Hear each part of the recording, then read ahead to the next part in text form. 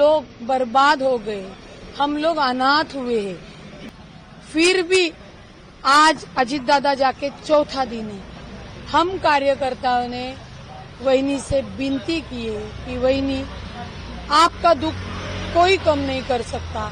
टीका करने के लिए लोगों को क्या जाता है, बोलेंगे ही वो। आप पड़ेगा, आपके दुख आपको साइड में रखने पड़ेंगे और वही हिसाब से वहिनी आज उप मुख्यमंत्री की शपथ लेने वाली है। जब अजीत दादा काम करते थे तो हम सभी कार्यकर्ताओं को एक परिवार का सदस्य मान के, छोटे से छोटा कार्यकर्ता रहने दो, आमदार रहने दो, खासदार रहने दो, अजीत दादा उसके साथ में खड़े रहते थे।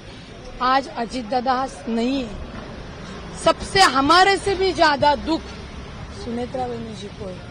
उनकी पति की मौत सडनली हो चुकी है कि जो उन्होंने कभी सपने में भी नहीं सोची थी। फिर भी आज अजीत दादा जाके चौथा दिन है। हम कार्यकर्ताओं ने वहिनी से विनती की है कि वहिनी आपका दुख कोई कम नहीं कर सकता, हमारा दुख कोई कम नहीं कर सकता, मगर हमारे दुख के ऊपर आपको फूंकर मारनी पड़ेगी, आपका दुख आपको भूलना पड़ेगा और अजीत दादा का जो सपना है, अजीत दादा की जो काम की शैली है, वो आपको लेनी ही पड़ेगी।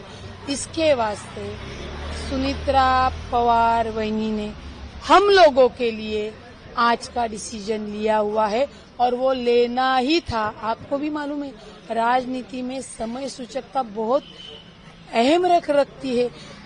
अभी तक सुनेत्रा वहिनी पर्दे के पीछे से ये सब हैंडल करती थी। अभी ये अजीत दादा नहीं होने के वजह से सामने आके करना पड़ता है। टीका करने के लिए लोगों को क्या जाता है, बोलेंगे ही वो। क्योंकि जो लोग आज अजीत दादा को नमन करके दादा अच्छा थे, दादा ये, वही लोग जानबूझ के दादा जब जिंदा थे तो उनको बोलते थे, उनको टीका टिप्पणी करते थे।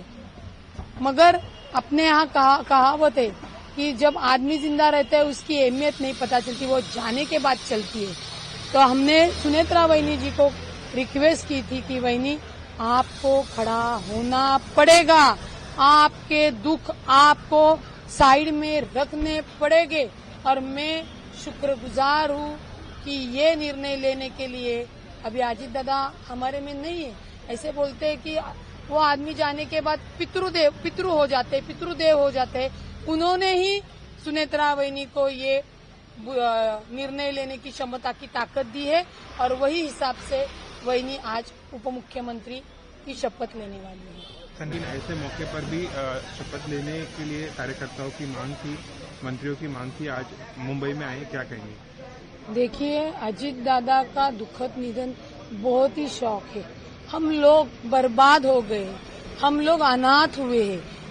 जब अजीत दादा काम करते थे तो हम सभी कार्यकर्ताओं को एक परिवार का सदस्य मान के, छोटे से छोटा कार्यकर्ता रहने दो, आमदार रहने दो, खासदार रहने दो, अजीत दादा उसके साथ में खड़े रहते थे। आज अजीत दादा नहीं है। सबसे हमारे से भी ज्यादा दुख सुनेत्रा वहिनी जी को है।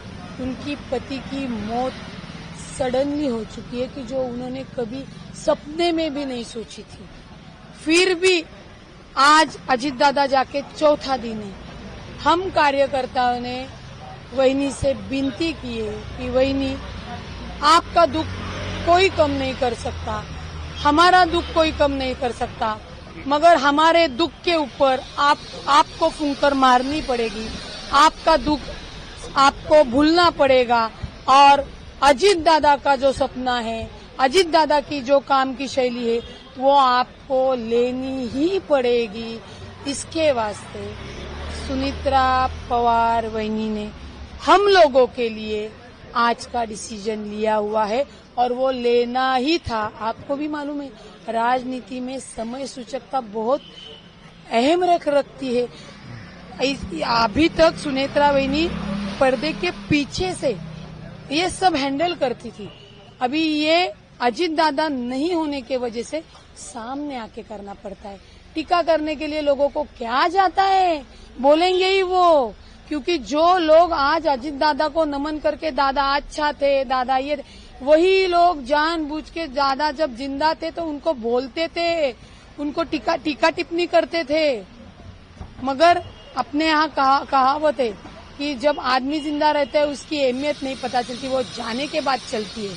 तो हमने सुनेत्रा वहिनी जी को रिक्वेस्ट की थी कि वहिनी आपको खड़ा होना पड़ेगा, आपके दुख आपको साइड में रखने पड़ेंगे।